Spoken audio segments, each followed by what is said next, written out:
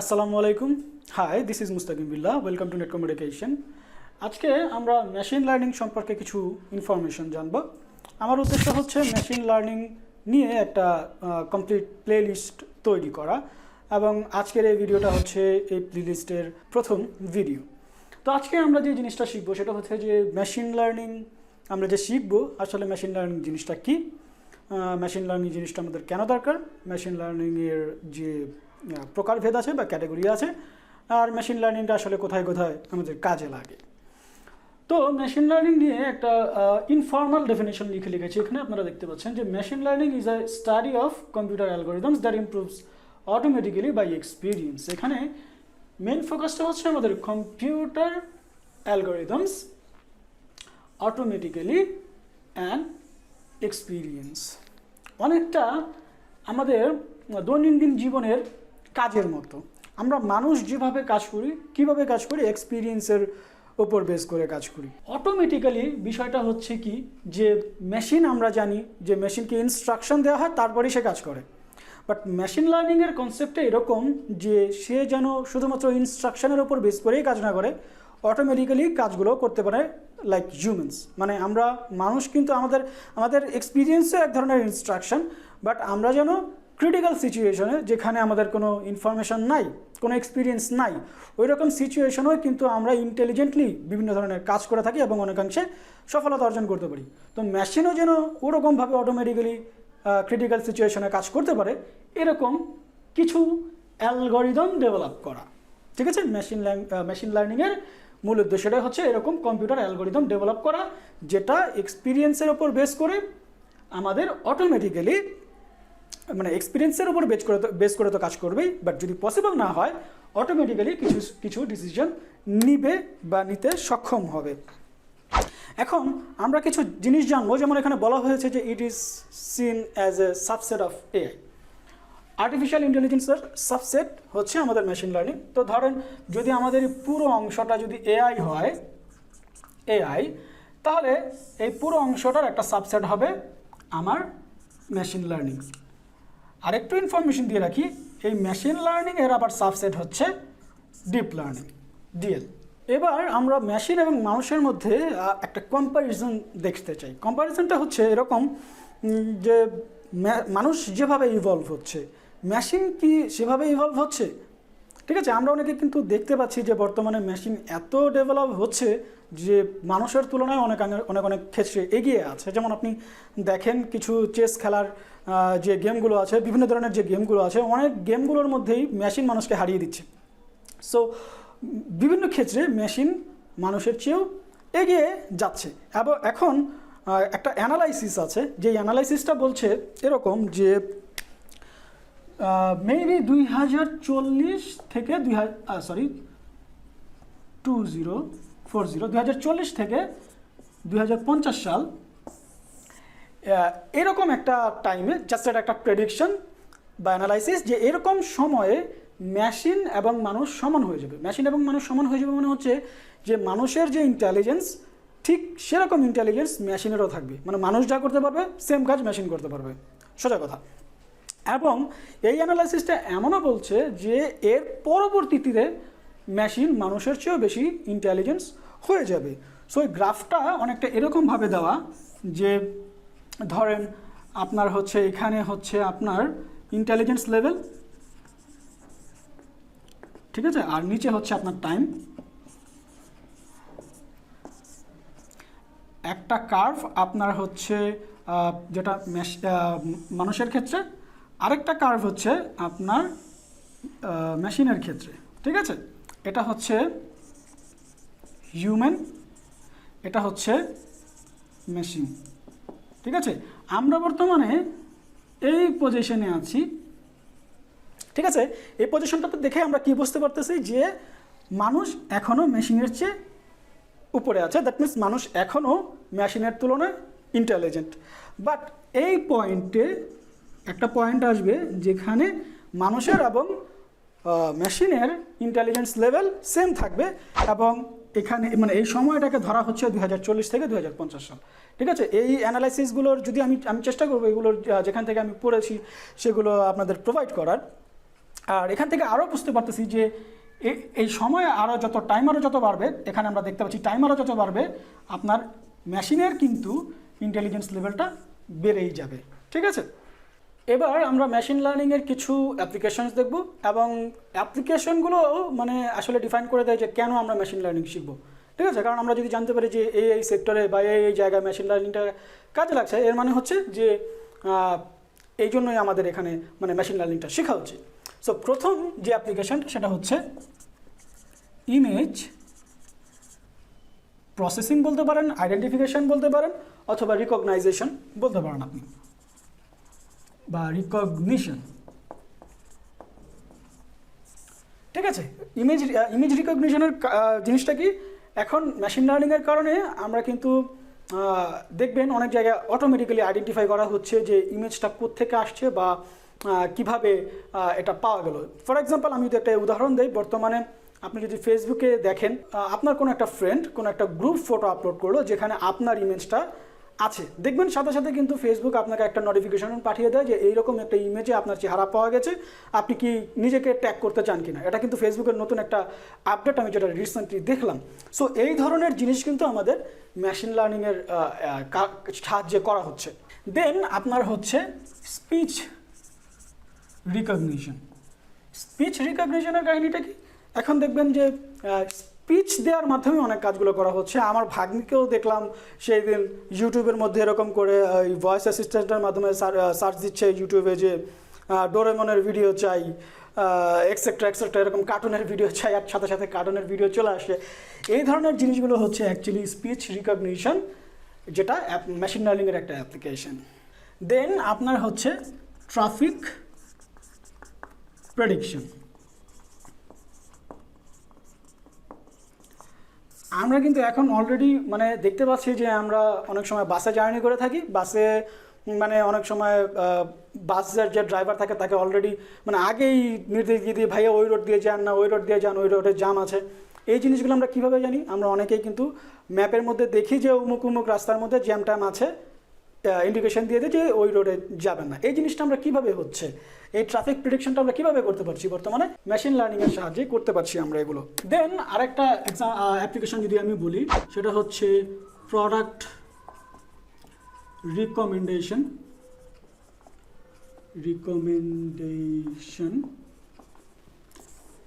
Product রিকমেন্ডেশনটা এরকম অনেকটা, দেখবেন যে আপনি যখন ফেসবুক স্ক্রলিং করবেন বা আপনি যখন ফেসবুকে কোনো কিছু সার্চ করবেন বা অন্য কোথাও যদি কোনো কিছু সার্চ করেন, দেখবেন ফেসবুক আপনাকে ওই জিনিসটার সাথে সাথে বা কিছুক্ষণ পরে আপনাকে দেখাচ্ছে যে আপনি এটা কিনতে চাচ্ছেন, বা মানে ওই যে অ্যাডের যে বিষয়টা এটা কিভাবে হচ্ছে, এই প্রোডাক্টের যে রিকমেন্ডেশন সেটা কিভাবে হচ্ছে, সেটা মেশিন লার্নিংয়ের মাধ্যমেই হচ্ছে। আর তাছাড়া যখন আপনি অ্যামাজনে যাচ্ছেন, অ্যামাজনের মধ্যে একটা প্রোডাক্ট কিনছেন, সিমিলার প্রোডাক্টগুলো আপনাকে নিচে শো করছে।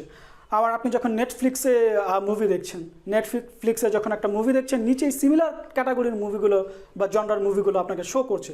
এই জিনিসগুলো মেশিন লার্নিংয়ের মাধ্যমে হচ্ছে। দেন একটা কমন অ্যাপ্লিকেশন হচ্ছে যে self learning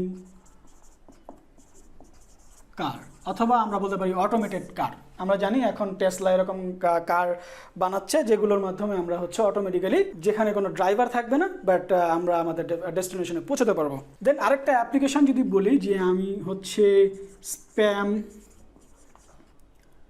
or malware filtering in email.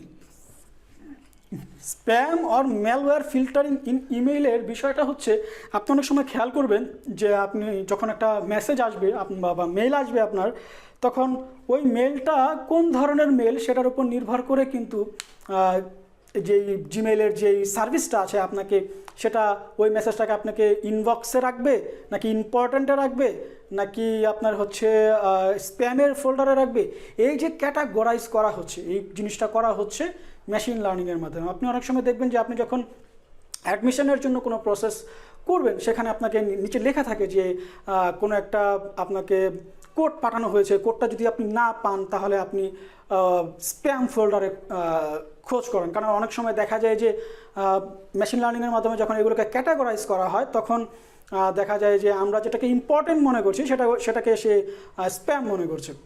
ঠিক আছে। আবার অনেক সময় এরকম দেখা যায় যে কোনো একটা মেসেজের সাথে যদি অ্যাটাচমেন্টগুলো থাকে, সেই অ্যাটাচমেন্টের মধ্যে যদি কোনো ম্যালওয়্যার থাকে, কোনো ভাইরাস থাকে, সেগুলোকে সে অন্য একটা ফোল্ডারের মধ্যে রাখে, অথবা ওটাকে ডাউনলোড করতে দেয় না, বা বলা হয় থাকে এটাকে ম্যালওয়্যার এটাতে আছে, এটা আপনি ডাউনলোড করতে পারবেন না। এই ধরনের যে সিচুয়েশনগুলো হচ্ছে, যে ক্যাটাগরিগুলো তৈরি করে দিচ্ছে বাই ডিফল্ট, সেগুলো আসলে মেশিন লার্নিংয়ের মাধ্যমেই করা হচ্ছে। এবার আমরা মেশিন লার্নিংয়ের কিছু ক্যাটাগরি সম্পর্কে জানবো। ক্যাটাগরিগুলো হচ্ছে মেইনলি দু রকমের হয়, সুপারভাইজড লার্নিং আর হচ্ছে আনসুপারভাইজড লার্নিং। তবে কিছু কিছু ক্ষেত্রে সেমি সুপারভাইজড লার্নিংও আমরা দেখি। আরেকটা ইম্পর্টেন্ট লার্নিং আছে, সেটাকে বলা হয়ে থাকে রিইনফোর্সমেন্ট লার্নিং। বেসিক্যালি দুই রকমের, বাট অ্যাকচুয়ালি 4 রকমের ক্যাটাগরি আমরা দেখতে পাই। তো আমরা সবগুলো সম্পর্কেই জানবো। আমরা প্রথমে যে জিনিসটা শিখবো সেটা হচ্ছে সুপারভাইজড লার্নিং।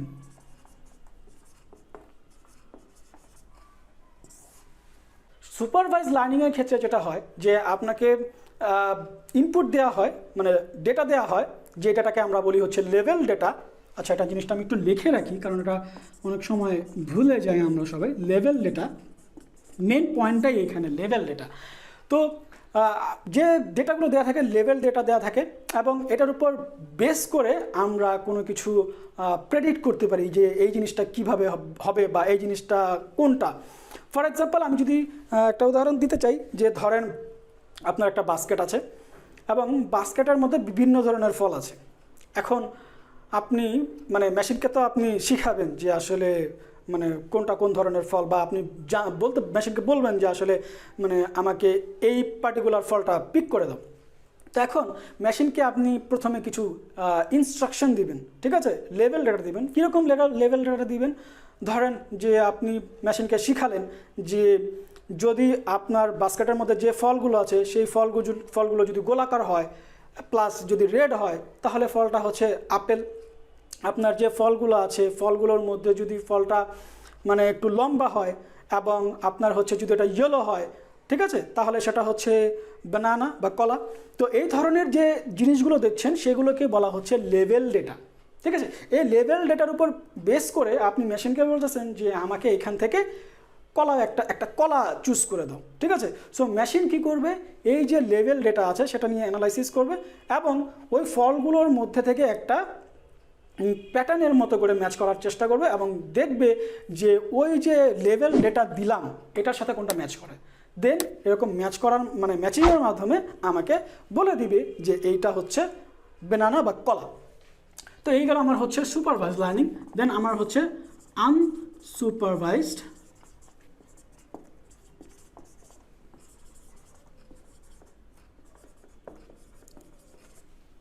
Unsupervised learning. তো আনসুপারভাইজড লার্নিংয়ের মধ্যে হচ্ছে কি, যে আপনাকে মানে লেভেল দেয়া থাকবে না। ঠিক আছে, যেটাকে আমরা বলতেছি হচ্ছে আনলেভেলড ডেটা। বানানে ভুল হতে পারে, but that's not our concern. Unlabelled data মানে হচ্ছে কি, যে আপনাকে তো ফল টল ঠিকই দিবে, ঠিক আছে, কিন্তু আপনাকে এবারে আর বলে দিচ্ছে না যে মানে কোনটার আকার কীরকম, বা এটা দেখতে এমন হলে ওরকম, কিচ্ছু বলে দিবে না। মেশিনকে জাস্ট ফলগুলো দিয়ে দিলাম, মেশিনকে বললাম যে আমাকে কলা পিক করে দাও। এখন এটা তো একটা ক্রিটিক্যাল সিচুয়েশন, মানে কিছু ম্যাচ করার মতো নাই। তাহলে মেশিন এবার এটাকে কিভাবে সলভ করবে? যে প্রক্রিয়ার মাধ্যমে এটাকে সলভ করবে সেটাকে বলা হচ্ছে আনসুপারভাইজড লার্নিং, যেখানে আমাকে আনলেভেল ডেটা আছে, মানে কোনো ডেটা দেওয়া নাই প্রকৃতপক্ষে, ঠিক আছে, বাট ওই ইনফরমেশন তো দেওয়া আছে, ফলটল তো দেওয়া আছে, ঠিক আছে। এই জন্য এখন বলতেছি যে হচ্ছে আনলেভেল ডেটা। এখন মেশিন এটাকে কীভাবে সলভ করতে পারে? মেশিন যেভাবে সলভ করতে পারে, এটা হচ্ছে প্রত্যেকটা ফল ধরে ধরে সে নিজেকে নিজেই ফলগুলোকে ম্যাচ করাবে, যে মানে প্রত্যেকটা ফলের মধ্যে তো সিমিলারিটি থাকবে, ঠিক আছে। যেমন প্রথমে একটা ধরলো, সেটা একটা সাইজ বা শেপ দিয়ে একটা ক্যাটাগরিতে রাখলো, দেন সেম আর একটা ফল আসলো, সেটাকে আরেকটা ক্যাটাগরিতে রাখলো, তারপর আরেকটা ক্যাটাগরিতে রাখলো। তার মানে হচ্ছে ধরেন সেই ঝুড়িতে যদি অ্যাপেল, বেনানা অ্যান্ড অরেঞ্জ থাকে, সে অ্যাপেলগুলোকে একসাথে রাখবে, বেনানাগুলোকে একসাথে রাখবে, আর হচ্ছে অরেঞ্জগুলোকে একসাথে রাখবে। দেন এই যে গ্রুপিং, এখান থেকে সে হচ্ছে স্ট্যাটিস্টিক্স অ্যান্ড প্রবাবিলিটি অ্যাপ্লাই করবে। স্ট্যাটিস্টিক্স অ্যান্ড প্রবাবিলিটির মাধ্যমে আমরা জানি যে অনেক ক্ষেত্রে প্রেডিকশন করতে পারি। দেন সে যেটা করবে, ওই প্রেডিকশনের উপর বেস করে আমাকে একটা ফল দিবে, যেটাকে বলবে সে যে এটা হচ্ছে বেনানা। এখানে আমরা জিনিসটা বুঝতে পারতেছি যে সুপারভাইজড লার্নিংয়ের ক্ষেত্রে আপনার যে প্রেডিকশনটা হবে অলমোস্ট কারেক্ট। কিন্তু আনসুপারভাইজ লার্নিংয়ের ক্ষেত্রে যে প্রেডিকশনটা সেটা কারেক্ট হতেও পারে, নাও হতে পারে, না হওয়ার সম্ভাবনাটাই বেশি। তো এই জন্য আরেকটা শাখা আসলো বা আরেকটা লার্নিং, সেটা হচ্ছে সেমি সুপারভাইজড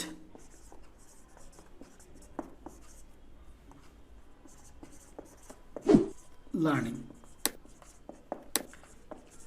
সেমি সুপারভাইজ লার্নিংয়ের ক্ষেত্রে কি হলো, যে আমি আনলেভেল ডেটাও নিলাম, লেভেল ডেটাও নিলাম, ঠিক আছে, এবং দুইটার কম্বিনেশনের মাধ্যমে আমি একটা প্রেডিকশন করলাম, সেটা হয়ে গেল সেমি সুপারভাইজড লার্নিং।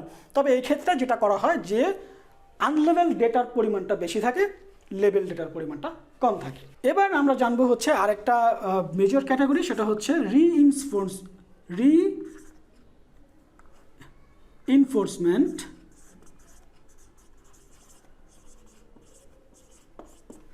লার্নিং।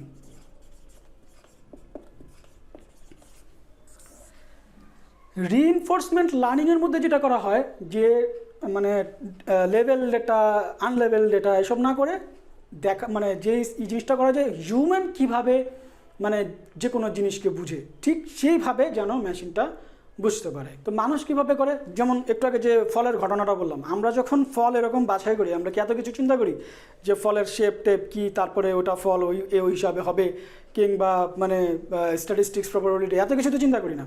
আমরা কি করি, আমরা এক্সপিরিয়েন্সের উপর বেস করি। ছোটোবেলায় আমরা কি করেছিলাম চিন্তা করে দেখেন, ছোটোবেলায় যখন আমাদেরকে একটা ফল বলতো যে ওই ফলটা খা, দেখা যেত আমরা অন্য ফল খাইতাম, ঠিক আছে, তখন কি করতো, আপনার প্যারেন্টস মাইট দিত, কারণ কি তখন আমরা ভুল করছিলাম। তো ওরকমই সিচুয়েশন অনেকটা এরকম করা হয়েছে রিইনফোর্সমেন্টের মাধ্যমে, যে মেশিন নিজেই পাকনামি করবে, পাকনামি করে যদি ভুল হয় তখন নিজেকে পানিশমেন্ট দেবে, আর যদি সে সঠিক হয় তখন সেটাকে এনকারেজ করবে, এবং এনকারেজটাকেই এখানে বলা হচ্ছে রিইনফোর্সমেন্ট, ঠিক আছে। তো ছোটোবেলায় আমরা যেরকমভাবে শিখছি দেখে দেখে, বা পানিশমেন্টের মাধ্যমে, বা হচ্ছে কমপ্লিমেন্টের মাধ্যমে, ঠিক একইভাবে যখন মেশিন শিখে তখন সেটাকে বলা হচ্ছে রিইনফোর্সমেন্ট লার্নিং।